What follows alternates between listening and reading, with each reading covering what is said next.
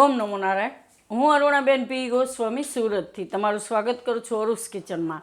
તો આજે આપણે બનાવશું ઘઉંના લાડવા.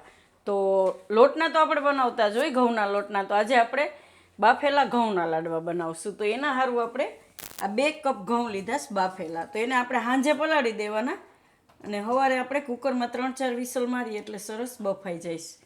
તો 2 કપ આપણે લીધા બાફેલા.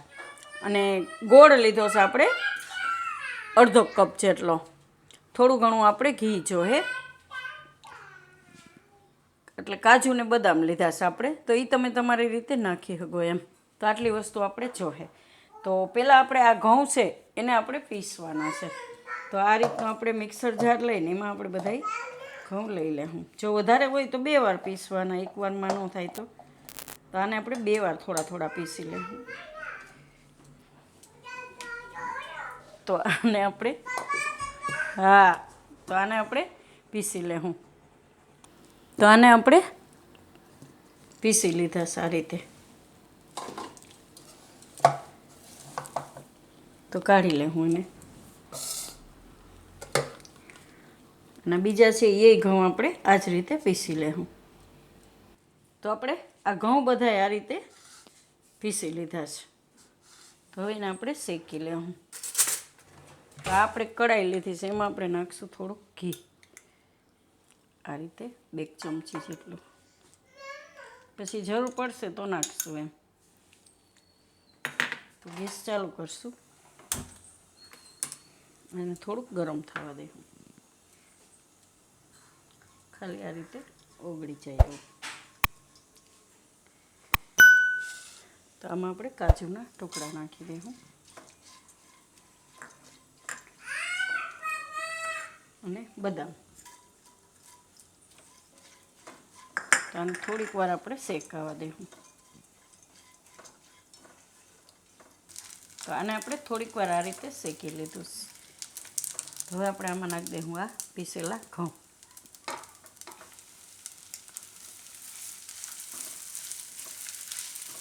મસ્ત સુગંધ આવે. ઘીમાં ડ્રાયફ્રૂટ શેકાય ને એટલે. આ ઘઉંને આપણે ઘીમાં શેકી લેવું થોડીક વાર.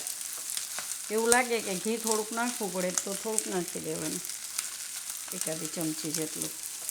તો આને આપણે 2 મિનિટ માટે શેકી લેવું. તો આને આપણે શેકી લીધું થોડીક વાર આ રીતનું ઘઉંને. તો નીચે ઉતારી લેવું. અને હવે આપણે આ એક બીજું બકડી લેવું. અને આમાં આપણે નાખીશું ગોળ અને થોડુંક ઘી, 2 ચમચી. તો આને આપણે હવે ઓગાળી લેવું ગોળને. જેમ આપણે લાડવામાં પાયો લઈએ એવો ઘી ગોળનો પાયો લેવાનો. પણ ઘી આમાં આપણે વધારે નથી નાખવાનું, કેમ કે ઘીમાં આપણે આ ફાડા શેકાશે. એટલે આને ખાલી ગોળ ઓગળવા પૂરતું જ ઘી નાખવાનું.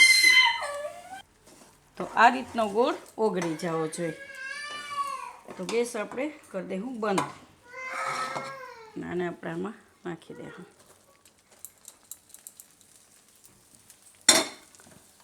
ને મિક્સ કરી લઈશું. તો ગોળ તમે તમારા હિસાબે જેવું મીઠું ખાતા હોય એ પ્રમાણે તમે નાખી શકો એમ.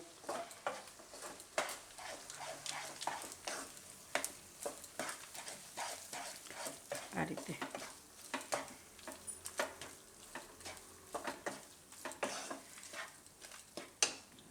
થોડીક આપણે એમાં બદામ હજી નાખી દઈશું.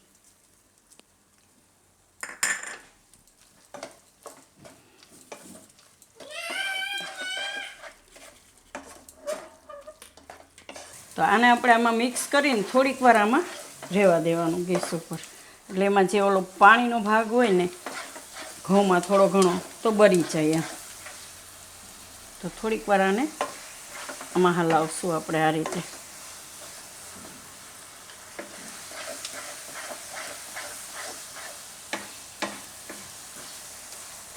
તો આને આપણે થોડીક વાર પકાવી લીધું. તો હવે ગેસ બંધ કરી દઉં અને કાઢી લઉં.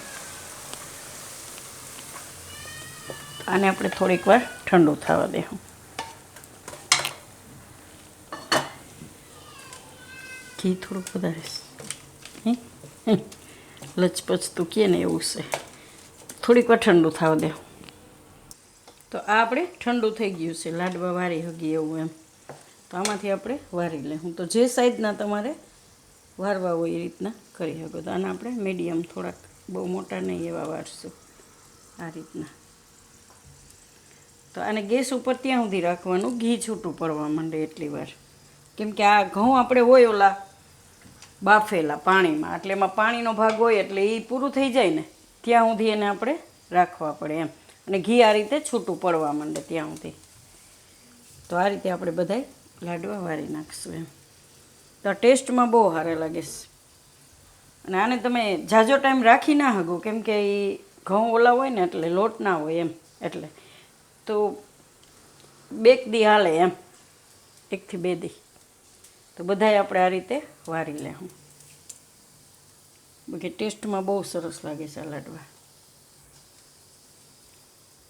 તો આપણે આ બધાય લાડવા વારી લીધા છે. તો આટલામાંથી આપણે 9 લાડવા બન્યા છે. તો તૈયાર છે આપણા ઘઉંમાંથી બનાવેલા લાડવા એમ. પલાળેલા અને આપણે બાફેલા ઘઉંમાંથી એમ, બાફેલા ઘઉંના લાડવા. તો જો તમને મારી આ રેસીપી પસંદ આવી હોય તેને લાઈક કરજો, શેર કરજો અને મારી ચેનલને સબસ્ક્રાઈબ કરજો. અને બેલ આઇકન દબાવવાનું ના ભૂલતા.